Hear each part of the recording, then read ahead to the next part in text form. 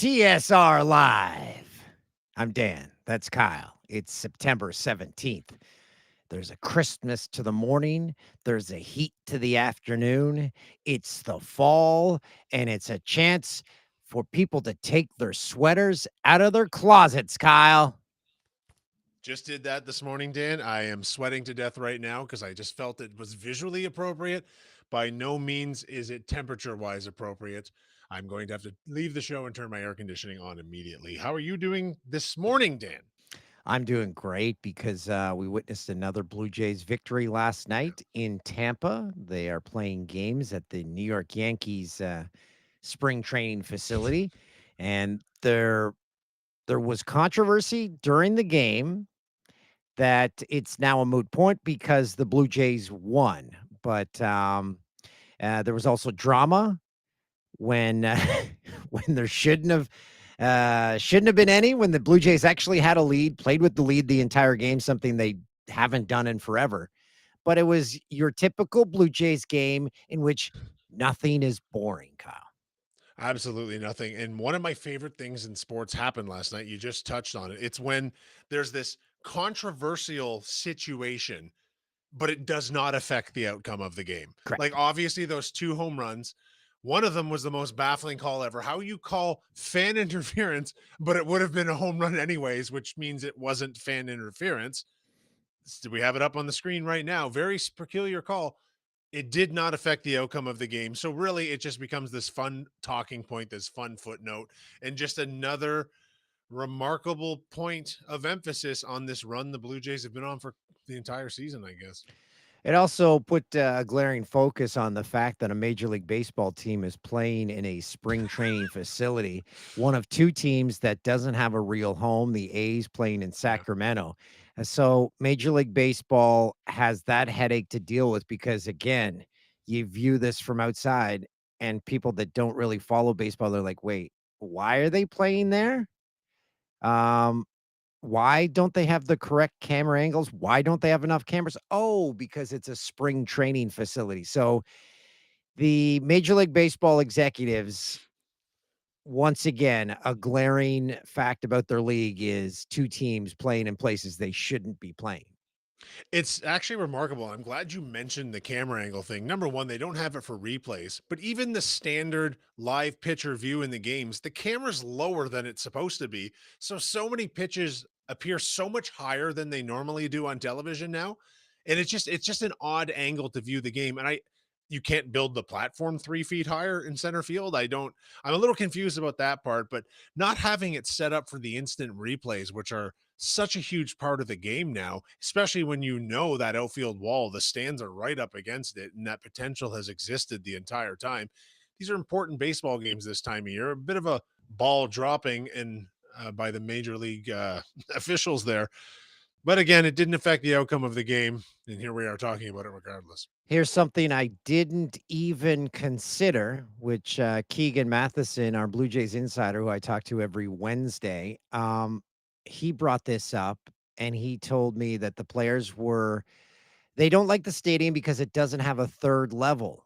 And then I'm like, "Oh, yeah, that makes sense because the ball gets up into an Mhm. airstream if you're playing in Toronto, if you're playing in any other stadium in Major League Baseball, it's protected from the wind, so you get Mhm. a more true flight of a baseball, but there, it gets up into unknown territory." So I'm like, "Never thought of that."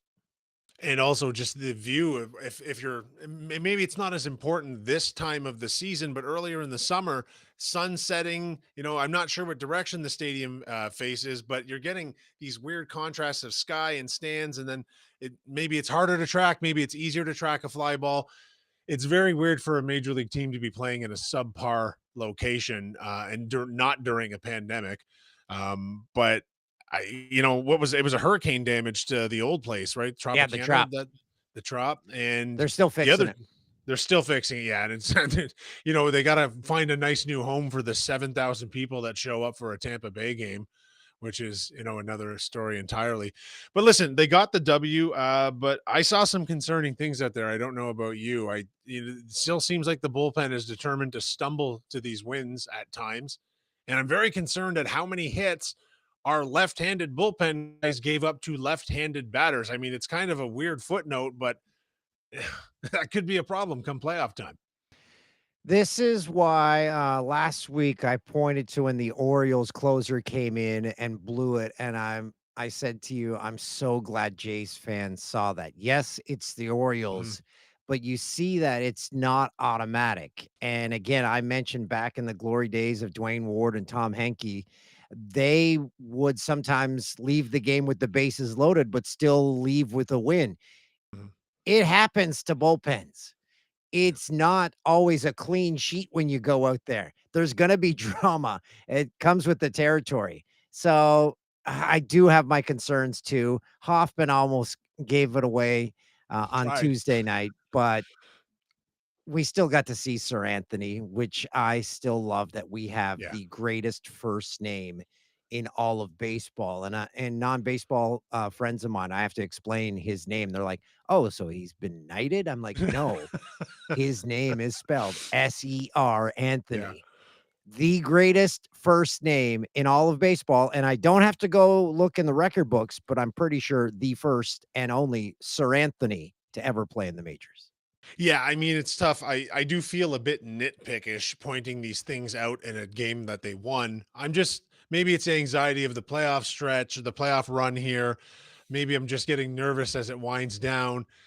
Oh, But these yeah, are things. you're being a fan. You're living and Yeah. dying with every pitch, every Yeah. game. It's September baseball, and I'm glad it's like this. you look around the majors, and you saw a bit. I didn't see any of the Yankees game, but they almost blew a 10-1 lead. They did everything they could do last night to blow a game that they had been executing perfectly into a very poor Minnesota team.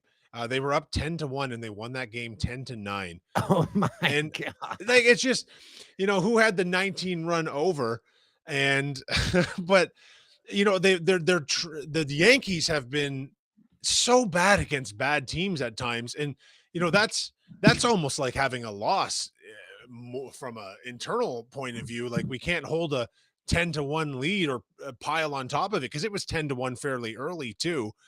But okay, fine. The Jays bullpen was shaky last night, but they held. Like Hoffman did end that game with 2 Ks, not that dissimilar to how the previous game ended as well. Wasn't Hoffman, but you have to be impressed by a team that continues to invent a new way to win every single night out.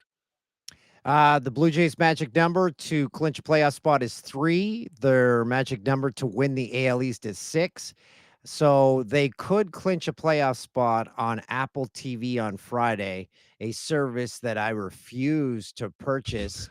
And I believe 99% of Blue Jays fans also refuse to purchase. So they are setting themselves up for a hotline that's filled with disgruntled Sportsnet viewers on Friday night. Going to be a lot of confused people in Canada that haven't. Well, I have the new iPhone being delivered on Friday, which means I probably will get 3 months of free Apple TV. So there's been no better time to ever activate it. Do they have a good NHL package yet? Should I hold off on that? Can someone please leave a comment and advise me as to what exactly to do with that 3 months gift they're going to give me? Can we do one more Jay's point? Let's talk Yeah. about the Bichette thing because I spoke to my father yesterday. I was driving him somewhere. We had speculated in the car that, I think it might not be the worst idea in the world with this type of lead right now. Hold him out for the rest of the season. He went to the Dallas Cowboys doctor, got a second opinion, which I think was just to reassure him that he's going to be ready to go on that knee so he can play his usual style. How do you feel about that, Dan? Do you think it's the right move holding him out? Heck yeah, everything's going fine. Get the guy to Yeah. 100% before he comes back. Can I guess on your father's name? I'm seeing your dad is a John. No. What do you mean, John? Like he purchases the odd No, prostitute, or no, his no, that name? can't be. No, no, no, no. His name He's is a John. John. His Hey, name go is easy. John. Well, it was one night in college. Relax. No, his name is not John. He is a Douglas. A Dougie. Yeah, he might be watching this right now too. He's healing at Love home me a right now. So Dougie. yeah, you gotta love him, Dougie. I know a man that loves himself a Dougie. He's done the Dougie. Pierre McGuire. Pierre joins us now. Pierre, have you ever watched anything on Apple TV? Have you subscribed to Apple TV? No, sir. No, Dan, I have not. Kyle, nice to visit with you. All the best to your father, Doug. All that being said, no, I have not. I do appreciate the swag that producer Tim I see that. sent to me, and I'm very proudly wearing it. So thank you to producer Tim and everybody at Bet Rivers. He's never sent me a single thing. I am wearing a Bet Rivers jacket. I'm probably not supposed to be wearing it. It's the old logo. Yeah, this is Uh, from a commercial shoot in which we were a baseball team, and I saw the manager's jacket, and I'm like, I love that jacket, and the wardrobe department made me a jacket because I said I liked it. How great is that? That's that means wonderful. you got some pull, Daniel. That's right. Hey, Pierre, we were talking Monday on this show. I was talking to EJ Raddick. And what is it with training camps and the lead up to training camps? It's like the void. The NHL enters the void. No one really knows what's going on. There's no clear indicators. It's kind of like, let's keep it vague. Why is that? Because every team thinks they have a chance to win. Number one, number two, the hype and the pomp and circumstance is off the charts. And I think this is a real creation of what would you call it? Social media. And I won't pick any one brand in particular of social media, but everybody's got an opinion, which is great. Everybody, if you're a fan of a team, has a positive opinion of that team because nobody's lost the game yet. And everybody, I've never seen more people watching prospect events than what I watched this year. I've never seen that before in my life. Now, maybe I was super motivated to watch because one of my son was playing in one of those events when Minnesota played Chicago and St. Louis. So I was watching it, but I was also watching Montreal and Toronto and Ottawa. And I watched a little bit of Seattle and Vancouver, and I watched a little bit of Anaheim and LA. I mean, people are watching this stuff. It's very real. And I think part of that is a social media vibe, especially from streaming. All these teams are streaming the games, which is pretty cool. Mhm. Pierre, last year towards the end of the season, you and I got into this a lot, talking about all of the goodwill and momentum that the game of hockey had. The Four Nations, an incredible playoff run, but an incredible playoff run while the NBA playoffs, they weren't so exciting, and the NBA Mhm. game seems to be deteriorating. With the NHL embracing social media, like as Dan said, no one seems to know when training camp is exactly starting or once it goes, but once it goes, boom, out of the gate, it's 150 miles an hour. How much of that is just being built off of the momentum of what the way the season ended last year? It was an incredible hockey season. I think there's a lot of merit to that point. Number one. Number two, we haven't had expansion in a while. And because of that, Kyle, the talent bucket's getting pretty full around the league. So everybody thinks they got a chance to win in hockey. It's like being in the lottery. You got to be in it to win it. And so if you make the playoffs, and that's got to be the number one goal for everybody because it's hard to do right now. If you make the playoffs, you got a chance to win the cup. It's that simple. So everybody's kind of going on that. And Dan, I want to throw this by you and Kyle. Mhm. For so long, it's always about the players and the coaches when it comes to winning the Stanley Cup. I have a different philosophy this year because I think there are a lot of holes and a lot of teams that a lot of people think can win. I think this year, especially because it's an Olympic year, it's going to come down to what do general managers do and what do pro scouting staffs do. Ah, I thought you were gonna say it's gonna come down to the mascots, and I'm like, now we're talking. I think there's going to be more pressure on managers and pro scouting staffs this year to make the appropriate deal. So let's just use Toronto as an example. We just found out this morning that Max Domi is going to miss some time at the start of camp because of an injury. We found out that maybe Mateus Michelli is going to be the guy that goes on the top line with Austin Matthews and Matthew Nyes. Okay, that's great. We know that. Don't they need more top six scoring for Toronto? Don't they need a guy to run the power play in the back end? So I'm just using Toronto as one example. That's Toronto. What about, sorry about that, guys. What about Montreal? Montreal needs a second line center. They desperately need a second line center. They've got more than enough ammunition. Are they going to do it? You can go cherry pick every team in the league that you think has a chance to win. They all have a deficiency, every single one of them. And I think there'll be more pressure on GMs and pro scouting staffs than ever before to get this thing done. What do we know about the Domi injury? Not a lot right now. I don't. I don't. Pierre, Mm. to your point that you just made there, It's what you're hinting at here sort of is comparable to me to what goes on with NFL quarterbacks now, in that they're just thrust into things so quickly and they're not given a lot of time to gel. How much of that are we seeing with upper management in hockey now? Like we heard about Berube this and that last year. Is this the team and whatnot? Well, how quickly are they supposed to change it in his image? We've talked about this. This team needs to be shaped around the type of hockey he wants them to play. Will these upper management guys even have the opportunity to change things? Because you're turning around an aircraft carrier, not a fishing boat in some cases. It's not that simple of one trade, and the level of critique, especially from media markets like Toronto.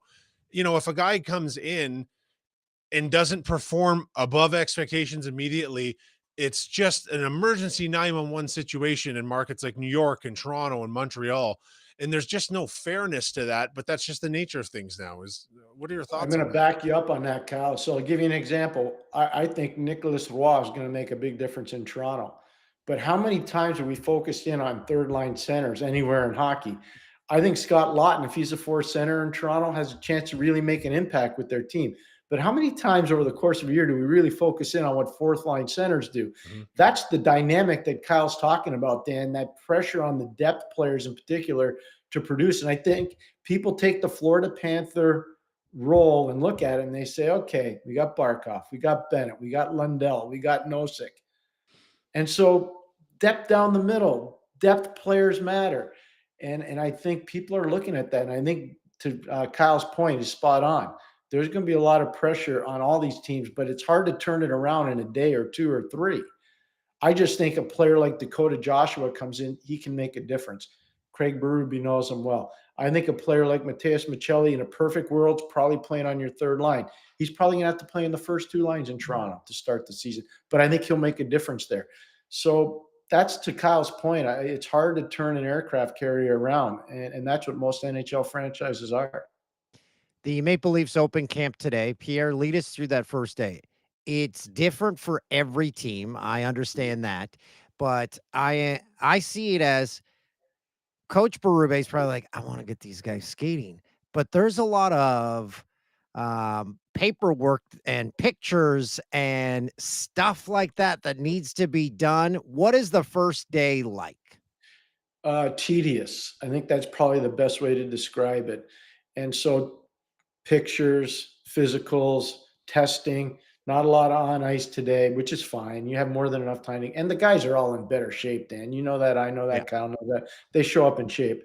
But it starts to grind tomorrow. One of the positive parts, we just talked about the prospect events. One of the positive parts about those prospect events is all those young players go through this process before the prospect camp starts. So they don't have to be part of this at the NHL level. So that speeds the process up for those 20 to 30 guys that are NHL contract players and or American League players that didn't go to the prospect camp. So I think that makes a difference too, compared to when I was doing it, where it was tedious and it took a while. Pierre, at the start of camp with something like this, there is one thing, to describe whether it's hanging over the heads of the entire team and management team right now.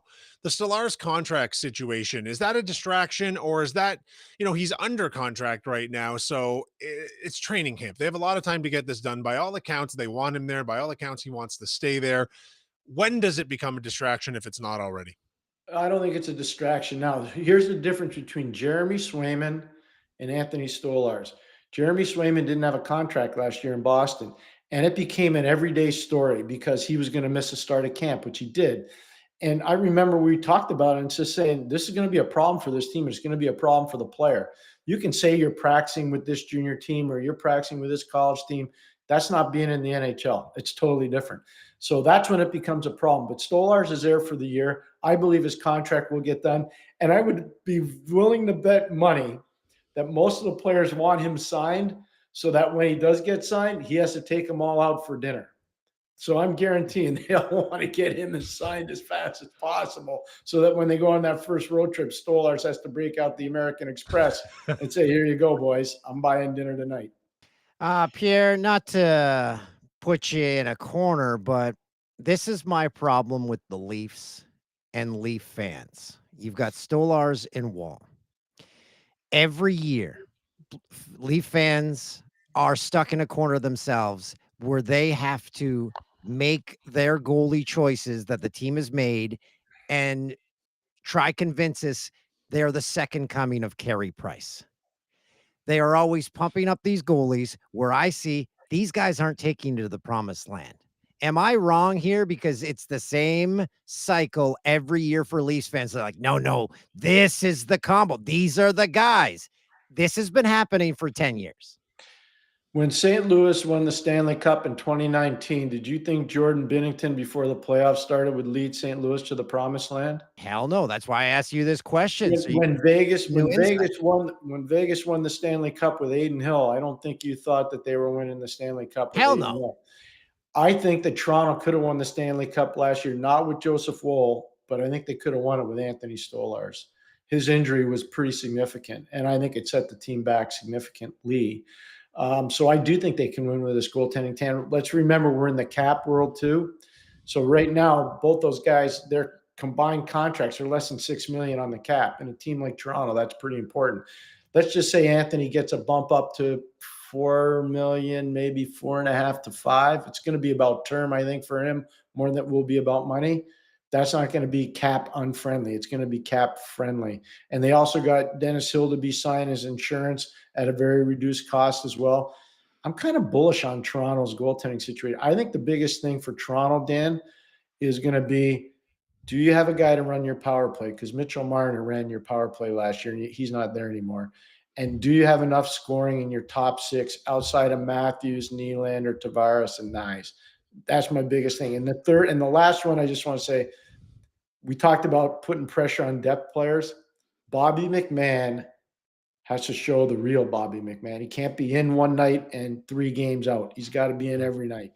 I'm talking about his play. It's got to be consistent every night. And if he is, Toronto could have a real difficult team to play against. Pierre, I want to read to you, if you haven't seen it yet, a quote from Coach Craig Berube that came up at camp this morning.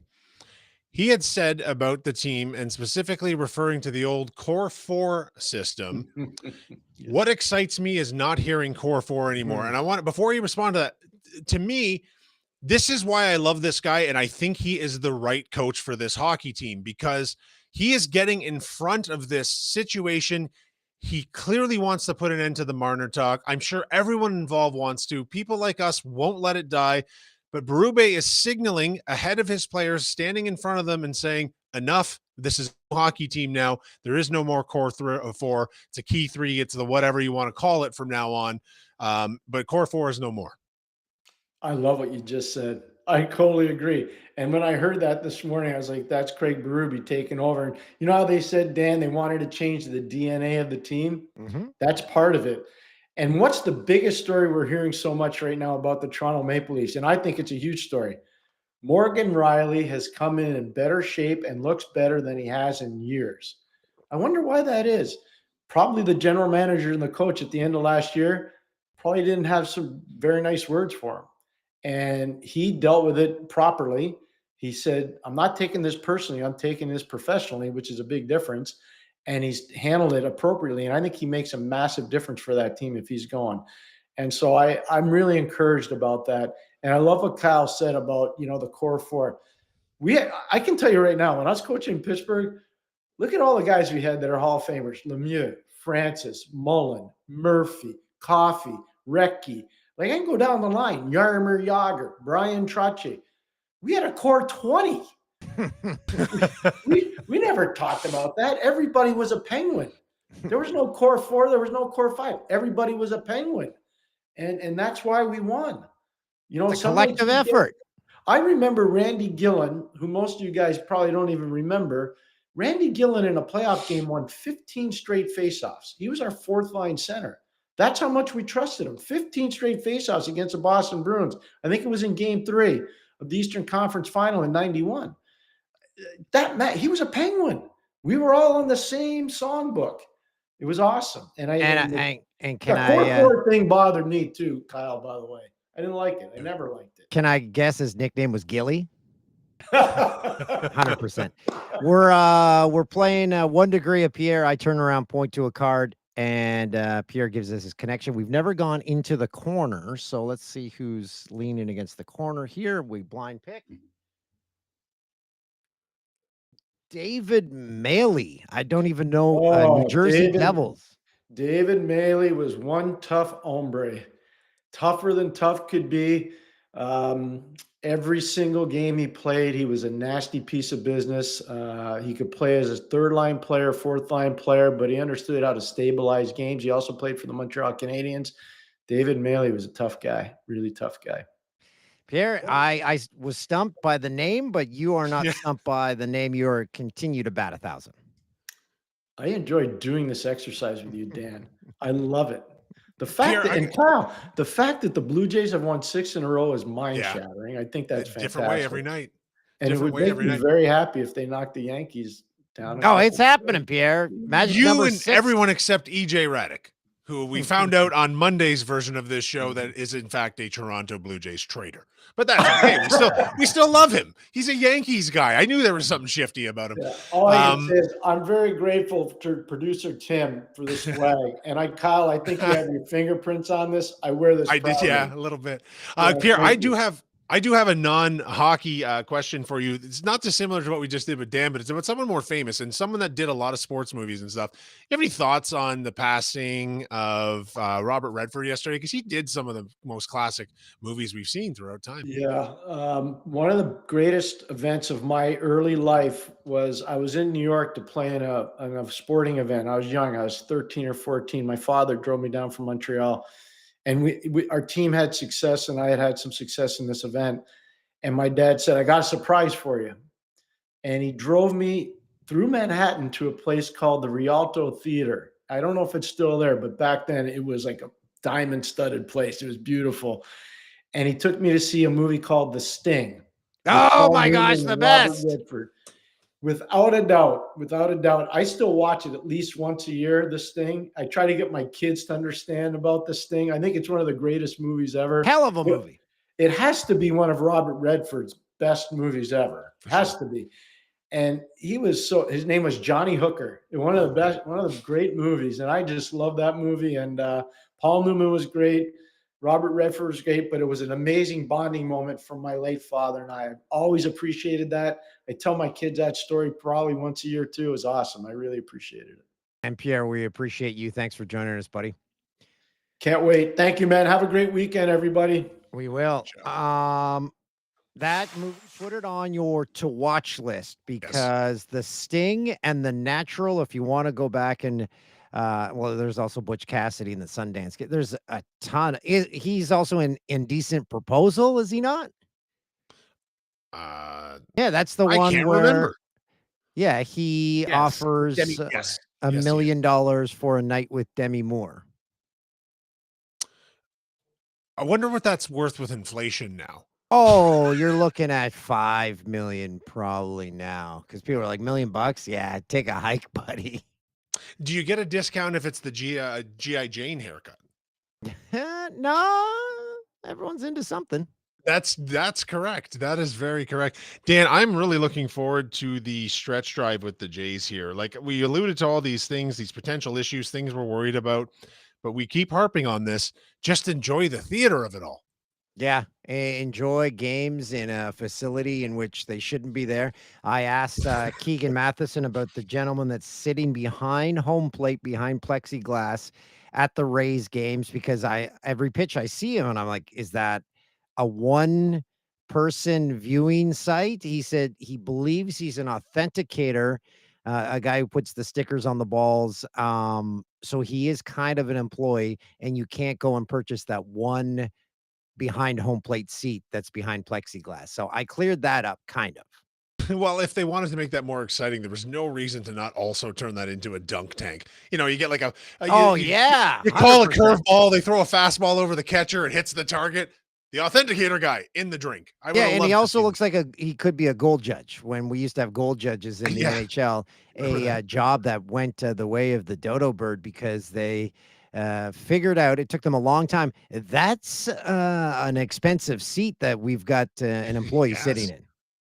Very, very expensive seat. Not only that, his angle is limited, and the multiple 4K cameras that now line the inside of a net seem to do a bit better of a job. Yeah. Kyle, enjoy the rest of your Wednesday. Get out there. Make sure you call a friend that you haven't heard from in a while. And enjoy the sun. Nothing like sunlight on your face. It's all the vitamins you need. And we'll see you back here Friday, buddy. You will. See you then.